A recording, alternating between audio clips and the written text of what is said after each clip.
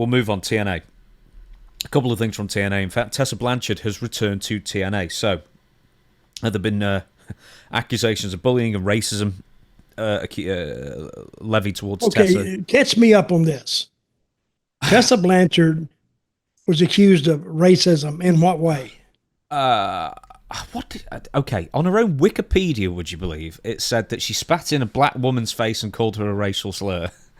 That would qualify, if that indeed is true. Yeah, but we also qualify to getting your ass beat, too. You'd think, wouldn't you? That's assault. Yeah. That being said, it wasn't just one person, levying these accusations against her. A lot of people have said she's charitably difficult to work with, or in the past at least difficult to work with. She had a fallout. Also, here's another one. Women of Wrestling. She worked with them in like 2018, 2019, that kind of thing. And they do like seasonal programming. I think they're still doing stuff now. They said in 2022, we're bringing in Tessa Blanchard, after, all these accusations have come out against her. And this was after the TNA debacle that we'll talk about in a minute. And they basically agreed that Tessa's going to be the face of the promotion, and they had a big promotional campaign to sort of get the project off the ground once again. And then immediately before they even filmed anything, she left because she was, quote unquote, once again difficult to work with, and that was in 2022.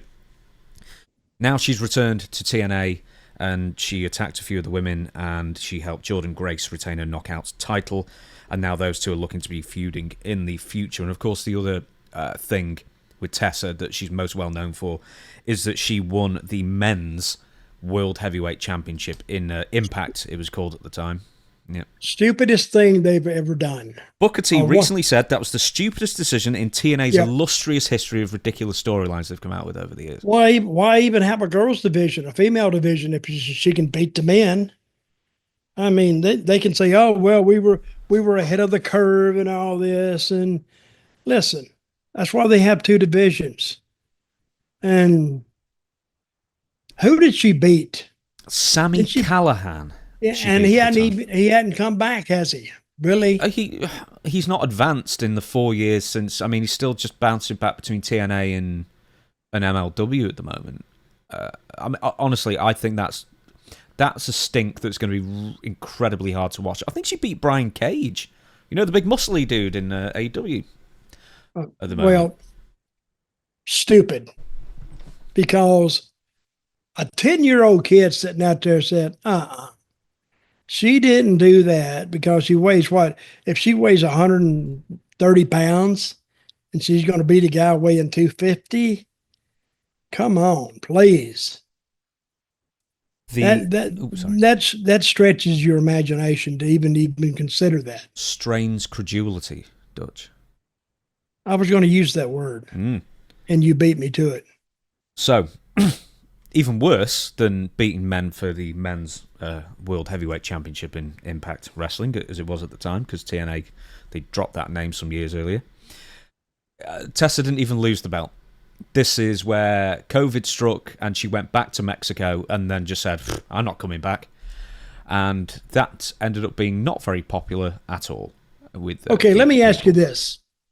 Why do you think, if Tessa Blanchard is as difficult to work with as people are claiming, why would TNA even bring her back in? Well, that's what I was going to ask you, because, I mean, are they running out of ideas and she's one of the few free agents people might recognize the name of? Wait a minute. If I'm the booker and I have an idea for this guy and I go up and I give it to him, and first thing he does is start cutting it down.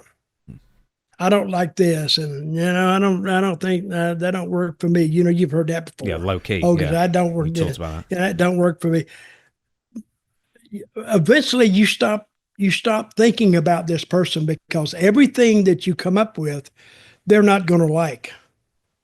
And even if you tell them, well, you come up with something and give it to me, well, they might come up with something, but it heavily favors them. And it takes away from the story you're trying to tell. So it's better not to even mess with them. Just leave them out. And eventually, if you leave them out long enough, then they may smarten up and come back and do business. You got to do business. I mean, why even have higher up if you're going to try to cut down what they've come up with for you? Try to make it work. But see, they're taking, Tessa, I've seen her, I've been with people like this, maybe not Tessa, but they would cut out whole sections. Yeah, I don't feel this and this, and they become more difficult to work with than anything else, because they're thinking of themselves only. They're not thinking of their opponent. They're not thinking of their longevity. They're not thinking of the angle they're in and how long it's going to go.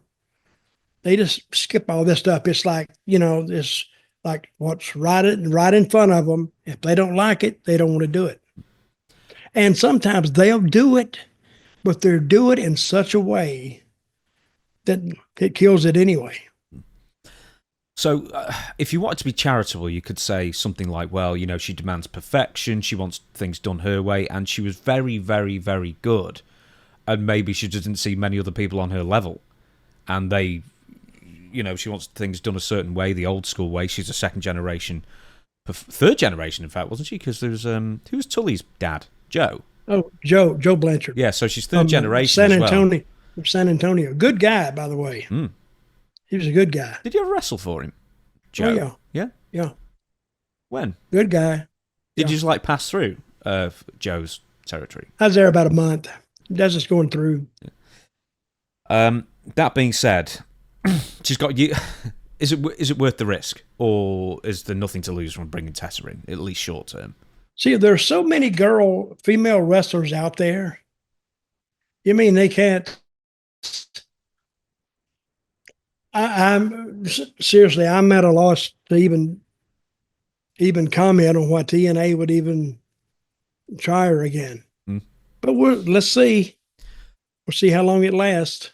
Would you bring up the fact that she's a former men's heavyweight title, or just absolutely never mention it and hope people forget? Well, it happened. What kind of viewership does TNA even get now? Nowhere near when you were working for them, that's safe to say. I mean, we're talking, I don't know if we're talking hundreds of thousands or we're talking high tens of thousands, but somewhere around I think around 100,000. Yeah. That's like a couple of years ago. I don't know if it's gotten better or whatever. But what channel are they on? Axios or Axion or? Access, I think, yeah. Access, okay. Well, I don't think their viewership is that high. And once it's happened, I mean, they just got the diehards watching it now. It's not a bad show, I hear. And let me ask you this: Scott D'Amore, he left the company, mutual agreement. Mm-hmm. He went to Canada and he started another company. Yeah, I think it's like Maple Leaf Pro or something like that. Yeah. And what's it doing right now? Oh, I've no idea. I mean, it's only I've no idea on their ratings. And if anybody knows, write us and tell us. Yeah.